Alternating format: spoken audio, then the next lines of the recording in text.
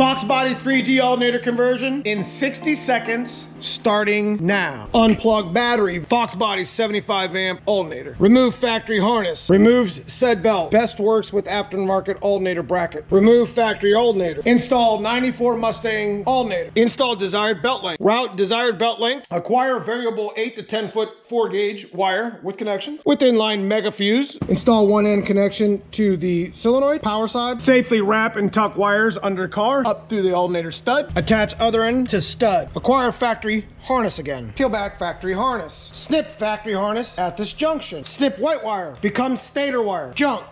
Create stator wire connection. Create connection. 10 gauge wire. About a foot back. Wrap connection in the one black wire with orange stripe. Connect the D plug. Connect the stator wire. Connect the 10 gauge with the stud. All right, guys, 3G conversion complete.